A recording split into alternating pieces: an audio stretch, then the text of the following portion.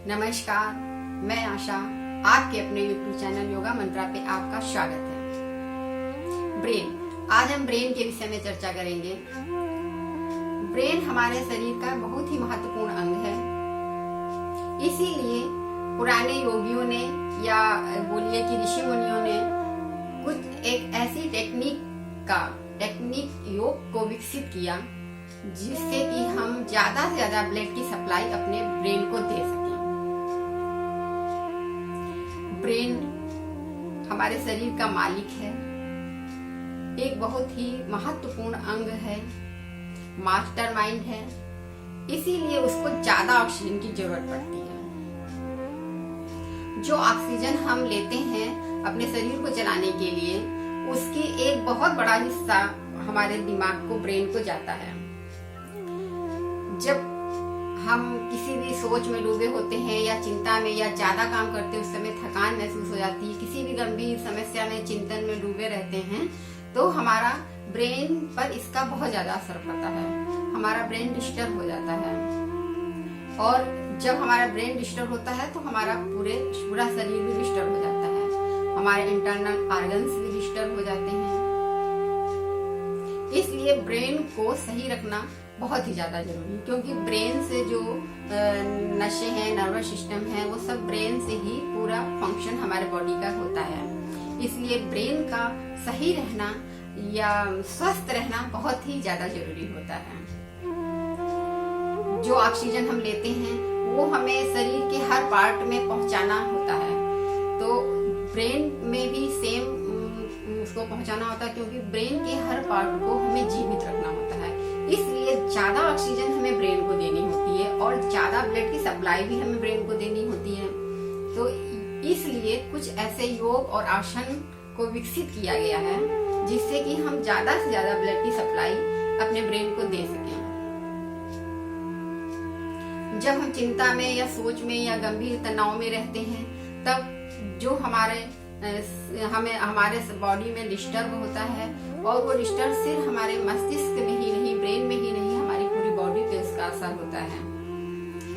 जो हमारे internal organs हैं, शुरू में तो हमें सिर दर्द, थकान महसूस होगी, लेकिन धीरे धीरे इंटरनल ऑर्गन्स हैं उनमें भी बहुत सारी कमियां होती जाएंगी और वो धीरे धीरे जवाब देने लगेंगे।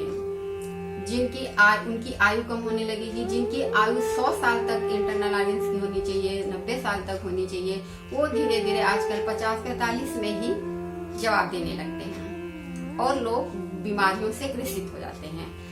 हर लोगों को किसी की लंग्स की प्रॉब्लम, किसी को किडनी की प्रॉब्लम, लीवर की प्रॉब्लम, ये आजकल बहुत आम समस्याएं हो गई हैं। High BP, blood pressure, sugar, ये तो एक जनरली बातें हो गई हैं।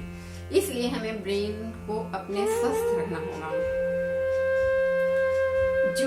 जो ऑक्सीजन हम लेते हैं उसको ब्रेन के हर पार्ट में कैसे पहुंचे, इसलिए हम कुछ प्राणायाम करते हैं।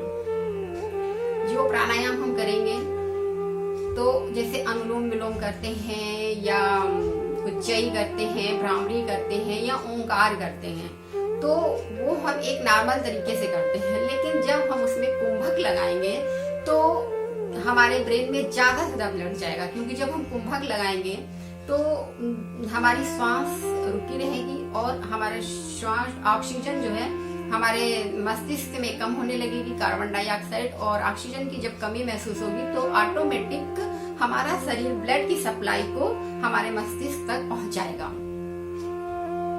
तो हम देखते हैं इसमें कौन से प्राणायाम करने हैं। हम उज्जयी करेंगे या भ्रामरी करेंगे, मतलब जो भी करेंगे, अनुलोम विलोम करेंगे, तो हम पहले इनहेल करते हैं और एक्सहेल करते हैं। उन दोनों के बीच में हमें डीप इनहेल करना है और मतलब की कुंभक लगाना है। जब हम पूरक और रोचक के बीच में कुंभक की स्थिति में हमें रहना है। जब हम कुंभक की स्थिति में रहेंगे तो हमारे ऑटोमेटिक हमारे ब्रेन में ब्लड की सप्लाई होगी। तो जब हमें पूरक और रोचक वाला भी इनहेल और एक्सहेल करेंगे तो उसके बीच में कुंभक लगाएंगे। हम श्वास को लेंगे, फिर थोड़ी देर रोक के रखेंगे और फिर एक्सहेल करेंगे। आइए हम देखते हैं कैसे करते हैं। हम आपको भ्रामरी बताते हैं।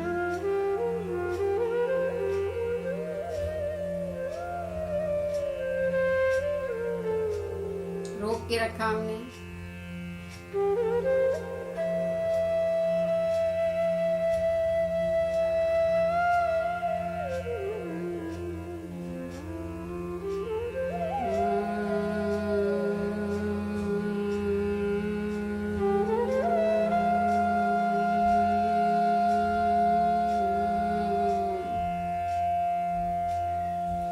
ये तो भ्रामरी थी। जब हमने सांस भरी, फिर कुंभक लगाया और फिर उसको सांस को बाहर निकाला।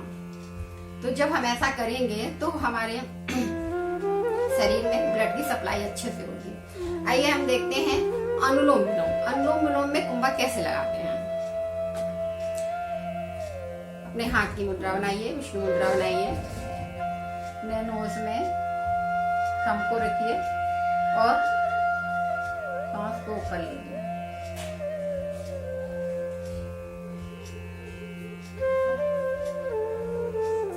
छोड़िए। ये तो नॉर्मल अनुलोम विलोम था, लेकिन हम कुंभक इसमें कैसे लगाएंगे।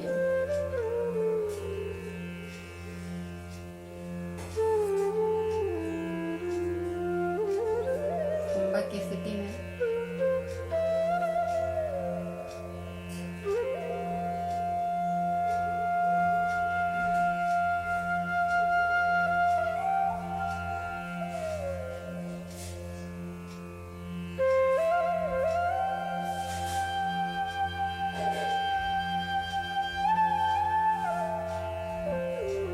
सांस को बाहर छोड़ा।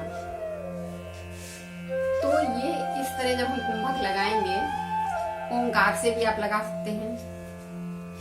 ओंकार